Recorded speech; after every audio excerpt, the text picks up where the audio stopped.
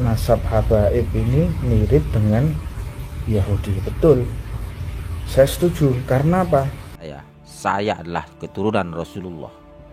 Kalian harus tunduk, kalian harus hormat. Kalau tidak Anda kewalat, kalau tidak Anda tidak mendapat syafaat. Itu masalahnya. Padahal Rasulullah pernah ditanyakan oleh para sahabat. Ini dijelaskan di dalam kitab Riyadhus Shalihin. Nah, lalu kemudian Rasulullah menjawab, qal fa Yusuf nabiyullah ibnu nabiyillah ibni nabiyillah ibni khalilillah. Apakah yang dimaksud kalian itu adalah Nabi Yusuf? Karena kalau dilihat dari nasab, Nabi Yusuf itu lengkap. Dia adalah seorang nabi, orang tuanya juga nabi, kakeknya nabi, buyutnya juga nabi. Apa itu yang dimaksud kalian?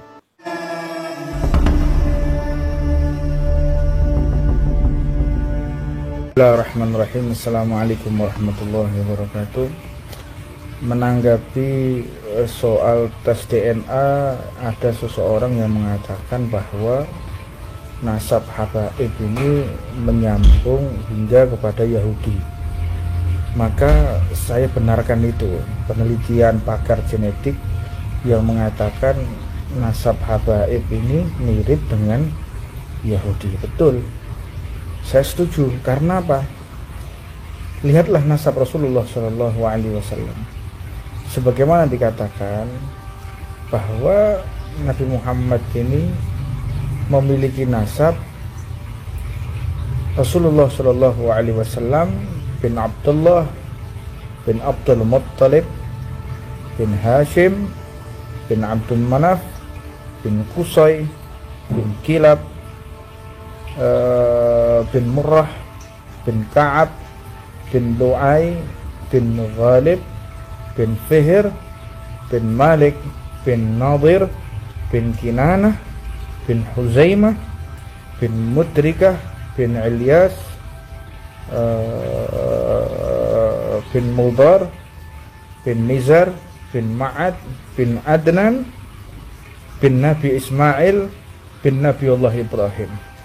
Nabi Ismail itu yang menurunkan Rasulullah, sedangkan Nabi Ishak yang menurunkan Yahudi. Jadi ada hubungan kekerabatan, memang sepupu. Datuk-datuknya para habaib dengan datuknya orang Yahudi itu sepupuan memang. Jadi kalau ada penelitian bahwa habaib itu mirip dengan gen Yahudi, ya betul, bahwa pancen memang sepupunya kok.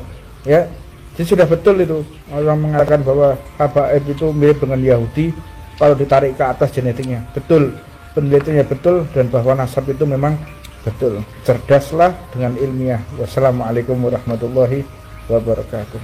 Betulnya pada dasarnya kita itu mau keturunan kita itu nyambung ke Rasulullah, ke Abu Jahal, ke Quraisy, ke Yahudi, itu sebetulnya nggak ada masalah sebetulnya. Cuman untuk konteks sekarang ini, kenapa kok sekarang ribut? Karena adanya orang-orang, sebagian orang-orang yang mengaku.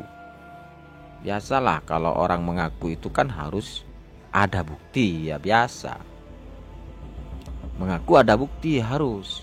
Dalam darah anak terdapat darah kakek-kakek kami, datuk-datuk kami. Kan begitu. Anak cucu Rasulullah, itu. Makanya kenapa sekarang ini ada permintaan tes DNA. Sebetulnya ya nggak ada masalah sebetulnya. Kita mau nyambung kemana, mau nyambung ke sono, nyambung ke sana, nyambung ke sini, Yahudi, Yahuda, nggak ada masalah sebetulnya. Tapi karena ada pengakuan oknum ini, pengakuan oknum hingga akhirnya seperti ini. Apalagi dari mereka itu semacam mendoktrin orang-orang warga pribumi ini, memberikan stigma, saya yang paling mulia di antara kalian. Kalian harus menghormati saya saya adalah keturunan Rasulullah. Kalian harus tunduk, kalian harus hormat. Kalau tidak Anda kewalat, kalau tidak Anda tidak mendapat syafaat. Itu masalahnya. Padahal Rasulullah pernah ditanyakan oleh para sahabat. Ini dijelaskan di dalam kitab Riyadhus Shalihin, diriwayatkan oleh Abi Hurairah, sahabat Abi Hurairah, Qilah ya Rasulullah. Rasulullah ditanyakan oleh sahabat, ya Rasulullah, man akramun nas? Siapa orang yang paling mulia ya Rasul? Maka Rasulullah menjawab, atqakum, orang-orang yang paling takwa di antara kalian. Faqalu, maka para sahabat tersebut berkata, laisa an hadza nas'alu, bukan itu yang saya tanyakan ya Rasul. Nah, lalu kemudian Rasulullah menjawab, fa Yusuf nabiyullahi ibnu nabiyillah ibni nabiyillah ibni khalilillah. Apakah yang dimaksud kalian itu adalah Nabi Yusuf? Karena kalau dilihat dari nasab, Nabi Yusuf itu lengkap. Dia adalah seorang nabi, orang tuanya juga nabi, kakeknya nabi, buyutnya juga nabi. Apa itu yang dimaksud kalian?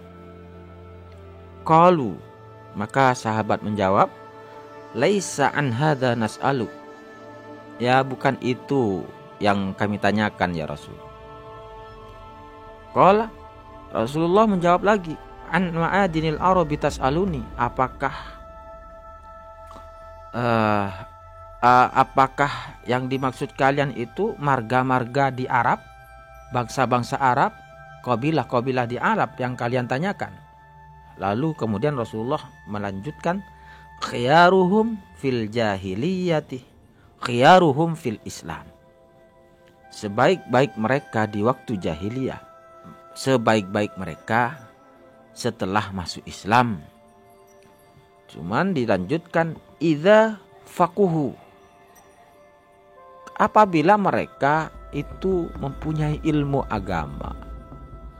Idza faquhu, apabila mereka mempunyai ilmu agama. Muttafaqun alaih.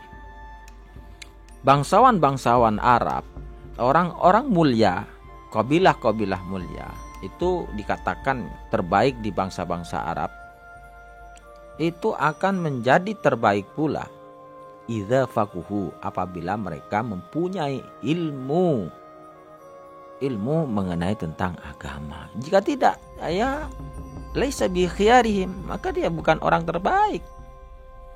Jadi intinya, betapa Islam itu tidak mengukur kemuliaan seseorang itu dari sekedar nasab. Di sini Nabi Muhammad menjelaskan yang paling mulia di antara kalian adalah orang yang faqih, orang yang berilmu, orang yang faqih, orang yang mempunyai ilmu, orang-orang yang betul-betul takwa kepada Allah. Jadi nasab tidak dihitung oleh Rasulullah SAW. Jadi itu dasarnya.